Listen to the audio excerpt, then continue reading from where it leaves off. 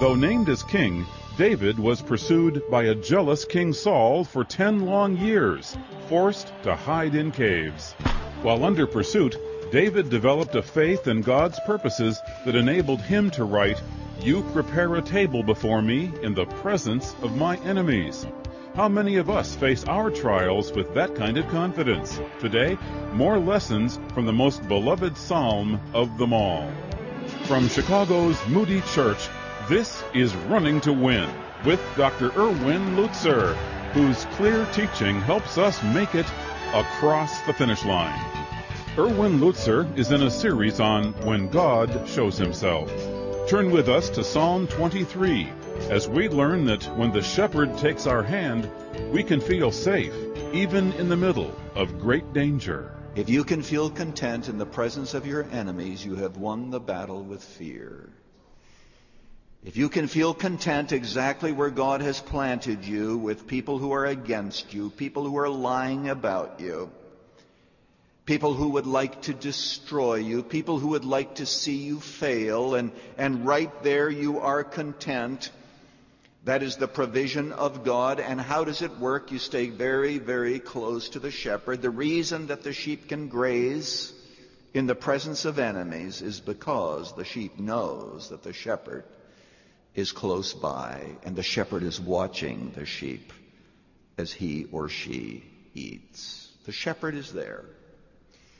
Jesus said on one occasion, "I send you forth as lambs in the midst of wolves."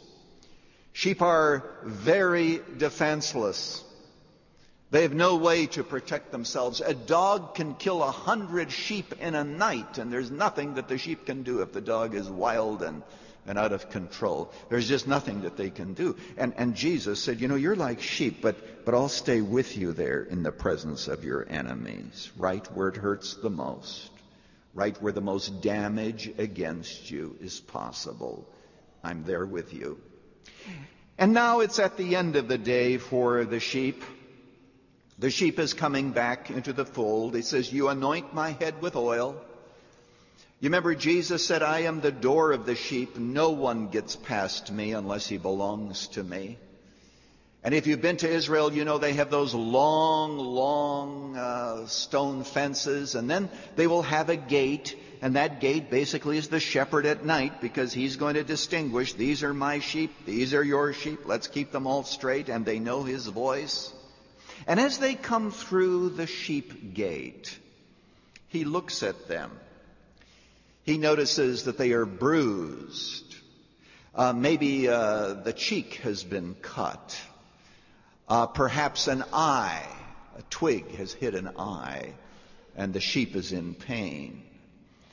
He notices all the scars that the sheep has, and so he anoints them with oil medicinally. He takes care of it. He gives them some comfort, and the sheep feel so much better that they have somebody who cares about them, and somebody who is meeting their needs, and somebody who is aware of their aches, their pains, and the scrapes that they picked up in their experience of the terrain.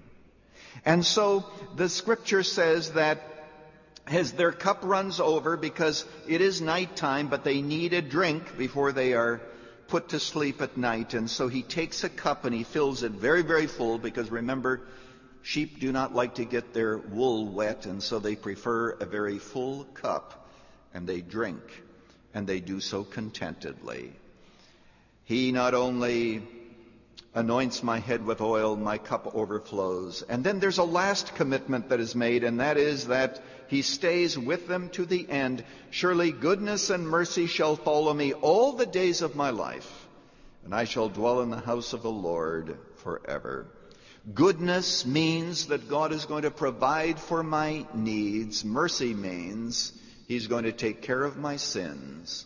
And when it's all over, when the last words have been said and the last rites have been pronounced, it is then that he shall dwell in the house of the Lord forever. Jesus is going to be there when we reach the other side.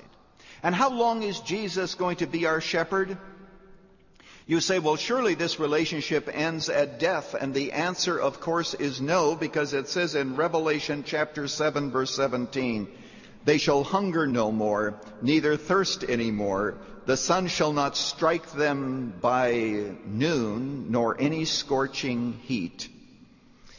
For the Lamb is in the midst of the throne, and he will be their shepherd, and he will guide them to springs of living water, and God shall wipe away every tear from their eyes. He's our shepherd forever, as he guides us even in heaven.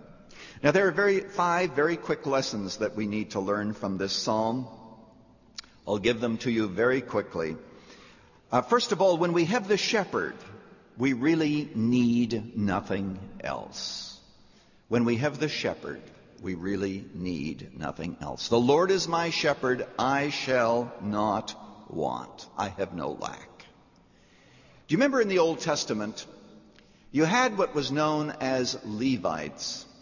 All of the other tribes were given an inheritance. God says, this is the boundary of Judah. This is the boundary of Ephraim. But you Levites, you don't get any land. If you had been a Levite, how would you have felt about that? You probably would have thought to yourself, well, what a bummer. Everybody else is getting land and we're not getting any. But you know what God said to the Levites? He said, I am your portion. You are the portion of my inheritance, and you maintain my lot. God says, you've got me. And I speak to those of you today who do not have the wealth of others, who do not have the prestige of others, the looks of others, the power of others, the influence of others. Do you have the shepherd? If you have the shepherd, you have all that you need for your journey home. You say, well, does God really take care of his sheep like you've described? Isn't this just poetry? I'm thinking of a man who was in a truck and he had an accident and the truck went off the road and into the ditch in wintertime. And the man was so wounded he could not get his way out of the truck and find his way back home. But he did write some notes, and one of the things that he said was this: I am in his hands. Weeks later, his body